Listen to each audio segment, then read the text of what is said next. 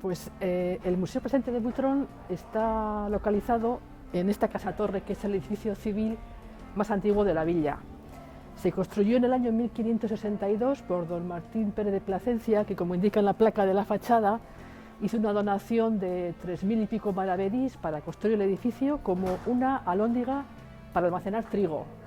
En aquella época en la villa había una sociedad emergente de mercaderes, artesanos, marinos, que estaban un poco en contraposición con el poder feudal del señor de Butrón, que intentaba imponer su señorío, ¿no? Entonces se hizo este edificio como una forma de promover el comercio local, la burguesía, y ha pasado por diferentes etapas. Fue primero alhóndiga de trigo, luego fue oficina de correos, prisión, juzgado, ayuntamiento, por eso la cuesta de aquí al lado es cuesta de consistorio, y últimamente ya biblioteca, y por fin en el 1998 se convirtió en museo, porque la Fundación Presente de Butrón pues decidió crear una fundación para guardar todos los recuerdos y objetos que la gente de Plencia y comarca tiene, pues, de la historia marítima, sobre todo, que ha habido en Plencia, ¿no? La construcción de navíos, estudios de marina mercante, y un poco para guardar esos objetos y recuerdos y que no se olvide la historia de Plencia. Vamos a entrar a ver lo que tenemos en el interior del museo. En el Museo de Plencia podemos encontrar en general objetos relacionados con la navegación, historia marítima y en general historia de lo que ha sido Plencia y la comarca de Plencia, ¿no? Incluyendo pues, a Barrica, Sopela, Orduliz, Lemoiz, Gorliz, porque al final todo ha sido una historia muy relacionada, ¿no? Lo más antiguo que tenemos en el museo es una moneda romana que se encontró bajo el puente de Plencia. Luego podríamos pasar históricamente a anclas que se encontraron en la bahía de Plencia, cerca de la zona de Muriolas, tres anclas del siglo XVII a XVIII, pasando por maquetas de navíos desde la época de la vela al vapor y los más modernos portacontenedores y petroleros. También muy diversa documentación relacionada con la mar, fletes, libros de a bordo, documentación de carga, cartas de protesta de marinos contra sus armadores, libros relacionados con la navegación, astronomía, formación de marinos en general, cartas náuticas más antiguas y más modernas, instrumentación de navegación, desde octantes y sextantes, que son los más antiguos, hasta pues, sonares, sondas ya de últimos del siglo XX, pequeños objetos que son recordatorios que han traído los marinos de sus singladuras pues, por mares de Asia, pequeñas joyas o piecitas de marfil que traen a sus esposas cuando vuelven de los viajes, un montón de cuadros de navíos, algunos de ellos exvotos que muestran navíos que estaban en tormentas y que han sido dibujados por sus dueños al haber pasado felizmente la tormenta, documentación de la Escuela de Náutica que hubo en Plencia, diversos objetos diarios de los barcos como vajillas, pequeños instrumentos que llevaban los marinos, fotografías también antiguas de interiores de los barcos, de barcos, un poco todo lo que ha sido la relación de Plencia y la mar, ¿no? Dioramas de cómo era Plencia antiguamente, de la caza de la ballena. Y luego también tenemos una extensa biblioteca de libros que han sido donados o comprados por el museo, todos ellos relacionados con la historia marítima de la comarca. Y bueno, igual es una pregunta un poquito difícil de responder, pero ¿cuál podrías decir que es el objeto estrella de este museo? Bueno, por su espectacularidad yo diría que es la maqueta del Príncipe de Asturias, ¿no? Por el tamaño, por la forma artesana en la que fue hecha en los años 40, por la historia que encierra de un naufragio que fue olvidado durante muchos años en Plencia, pero no cabe duda que cada objeto, a ser donado o cedido por gente de la comarca y que han tenido su historia en cada familia de marino, pues obviamente tiene su importancia, ¿no? Pequeños documentos del abuelo que navegó en los mares de Filipinas o o un recuerdo de una medalla al salvamento marítimo porque su abuelo salvó a alguien en la mar. Cada uno que visita el museo, digamos que tiene su tesoro favorito, ¿no? Pero indudablemente lo más espectacular para mí es la maqueta del Príncipe de Asturias. Bueno, cada maqueta, cada objeto alberga tiene una historia detrás. Por ejemplo, una historia bastante, igual no tan conocida como otras, sería la del Titanic español. ¿Podrías explicar, contarnos, narrarnos esa historia? Sí, eso es. El Titanic español lo llamaban al vapor Príncipe de Asturias, que fue un vapor mixto de carga y pasaje que hacía la travesía Barcelona-Buenos Aires en 1916, con un capitán español, José Lotina, y parte de tripulación también de Plencia y Gorlitz, primer oficial, jefe de máquinas, muy relacionado con la gente de Plencia y con familias de Plencia, ¿no? Navegaba pues, con pasaje que iba a Buenos Aires, y en la travesía tenía que hacer escala en un puerto de Brasil. Llegando a esa zona de la costa de Brasil, llevaban ya como 2 o 3 días sin poder tomar una posición precisa en la mar, ¿no? Antiguamente, para poder posicionar un barco en la mar con el uso del sextante, hacía falta tener a la vista el sol o las estrellas. Llevaban ya 3 o 4 días con mal tiempo, nublado, no habían podido coger una posición exacta, y digamos que iban un poco con una posición aproximada, pero sin saber muy bien dónde estaban, ¿no? Sospechaban que estaban cerca de la costa de Brasil, pero estaban esperando ver la luz de un faro en Punta Piragura, en la costa de Brasil, para tenerlo como referencia y entrar al puerto de Sao Paulo. Pero llevaban, ya te digo, varios días sin saber dónde estaban, hasta que una madrugada de marzo de 1916, que había mucha niebla y había también tormenta,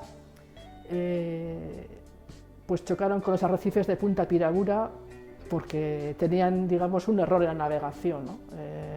No habían podido localizar el faro porque estaba pues, en condiciones de tormenta, chocaron contra los arrecifes, y fue un choque tan brutal que rajaron todo el casco, y al entrar el agua fría en la sala de máquinas, que eran máquinas de vapor, explotaron, con lo cual comentan que el barco se hundió en 10 minutos.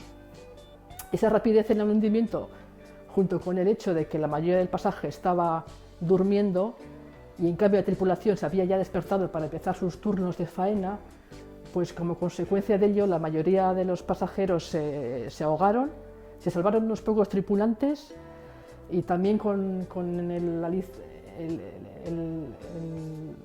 el problema de que eran aguas ecuatoriales infestadas de tiburones, con lo cual los pocos que cayeron al agua y que no pudieron coger un bote salvavidas porque fue todo muy rápido, pues estaba lleno de tiburones y se salvaron muy pocos, ¿no? El tema es que fue durante la Primera Guerra Mundial, con lo cual no fue una noticia muy conocida en aquella época, ¿no? También sospechan, o la leyenda comenta que podría haber sido un ataque de un submarino alemán. Fue todo un poco una historia muy poco conocida.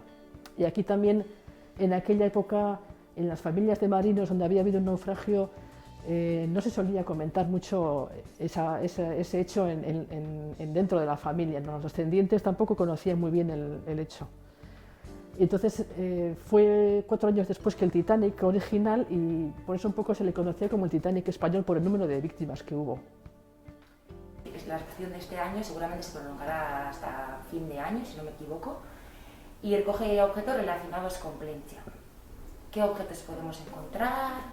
La exposición temporal que cambiamos cada año, la del 2019-2020, que se prolongará hasta últimos del 2020, principios del 2021, se trata sobre objetos, barcos relacionados con Plencia y la comarca, ¿no? Recogemos cuadros de barcos que han sido capitaneados por marinos de la comarca, fotografías antiguas de vapores y barcos de pasaje de la época, casos de naufragios que hemos tenido tanto antiguamente como el vapor Butrón, como más recientemente como el Bonifaz, que a últimos del siglo pasado naufragó, tuvo un accidente en La Coruña. También recogemos documentación de la Escuela de Náutica que hubo en Plencia hasta los años 30 del siglo pasado, libros de formación, de astronomía, navegación, instrumentación, cartas. y objetos utilizados habitualmente en los barcos como sextantes, octantes, telégrafos, correderas y diversas documentaciones también antiguas sobre la cofradía de Mareantes de San Pedro y instrumentos varios de la carpintería de ribera que hubo en Plencia hasta principios del siglo XX. La caza de ballenas se desarrolló en todo el Cantábrico, ¿no? Principalmente parece ser que era más en los puertos franceses, pero aquí también, obviamente, en toda la costa del norte del Cantábrico ha habido caza de ballenas, primeramente desde la costa, que salían desde los pueblos en embarcaciones a remo o remo y vela a cazar ballenas que pasaban justo junto a la costa. Posteriormente, ya como se acabaron las ballenas en la zona más cercana, pues se desarrollaron las naos balleneras que iban hasta Groenlandia y Terranova, a por la ballena y por el bacalao. Pues aquí tenemos objetos, reproducciones de herramientas para cazar y descuartizar las ballenas, dioramas y maquetas de barcos relacionados con la caza de la ballena. Y sobre todo últimamente, viendo un poco la relación que hemos tenido con la caza de la ballena en Terranova, se hizo el hermanamiento entre Plentzia y Plasencia de Terranova porque supuestamente ambas localidades han tenido mucha relación históricamente, ¿no? A través de la caza de la ballena y porque la propia fisonomía de Plasencia de Terranova recuerda mucho a cómo es la forma que tiene Plentzia, ¿no? Y se cree que por eso le nombraron con el nombre de Plasencia de Terranova, ¿no? Hace 2 años fue el hermanamiento en el que se firmó un acuerdo de colaboración entre los 2 alcaldes de los 2 municipios y tenemos aquí el acuerdo que se firmó y unos recuerdos que nos enviaron desde el Museo O'Reilly que está en Plasencia, dedicados al Museo de Plentzia y bueno, con la idea de seguir esa colaboración en el futuro, ¿no? De lo que empecé con la caza de la ballena, pues seguir con otros tipos de colaboración en formación, en relaciones culturales y lo que pueda ir saliendo. Pues desde el Museo de Plasencia y Butrón, ¿cuál es el recorrido que recomendáis hacer por la villa? Un recorrido que recomendaría por la villa, empezando desde el propio museo, sería primero salir hacia la plaza de la iglesia, donde vemos en la propia cuesta Torre Barri, que es la antigua casa-torre de los Mújica Butrón, que tiene un escudo en la fachada muy interesante, con una inscripción en euskera que dicen que es la más antigua que hay por aquí. En la propia plaza de la iglesia tenemos el edificio de la iglesia, también servía casi como fortaleza o estilo fortaleza y como punto de control de la entrada de la bahía. Luego subiríamos un poco hacia la Ermita del Cristo, que era la antigua salida de la zona de la muralla de la villa hacia Munguía, y bajando ya hacia la ría seguiríamos un poco lo que sería la antigua muralla, zona de la ría donde estaban localizados todos los astilleros hasta llegar a la propia plaza del astillero, ¿no? Y se me olvidó comentar el Arco de Santiago junto a la iglesia, que es la única resto de la villa medieval, de la muralla medieval que tenemos en la villa, ¿no?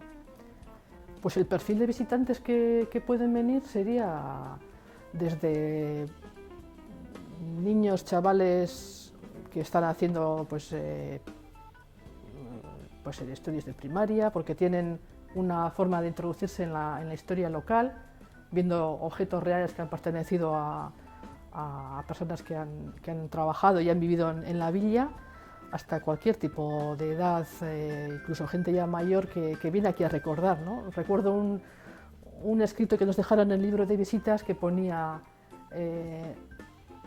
somos de aquí y aquí venimos a recordar, y era una persona mayor. Entonces, pues les gusta ver cómo eran sus antepasados y cómo vivieron aquí, ¿no? Entonces, el rango de edad pues prácticamente es completo. Y bueno, para terminar, ¿qué mensaje lanzaríais tanto a los habitantes de Plentzia como a todo turista para que venga a adentrarse en este museo? Pues primero yo animaría a las personas de Plentzia a que vuelvan a visitar el museo, que muchas de ellas lo visitaron cuando se inauguró en el 98 y ha cambiado un montón. Cambiamos todos los años de exposición, la exposición permanente, que es la que está, también ha cambiado mucho desde que se inauguró. Hemos introducido nuevos métodos de enseñar los objetos de exposición, el tipo de vitrinas, el tipo de cómo mostrar los objetos. Hacemos también actividades fuera del museo, más que nada en verano. Y yo creo que la gente, las personas de Plencia, es un poco un desconocido ahora, ¿no? Y a la gente que viene de fuera, por supuesto, gracias a la Oficina de Turismo y al esfuerzo que hace también el Ayuntamiento de Plencia, al que quería agradecer su apoyo para que esto siga abierto, pues también están fomentando que turistas de fuera vengan a visitarlo. Entonces estamos también en la red de museos de la Costa Vasca, con lo cual tenemos una colaboración con el resto de museos de Vizcaya y del País Vasco para que sea un punto de visita de turismo exterior.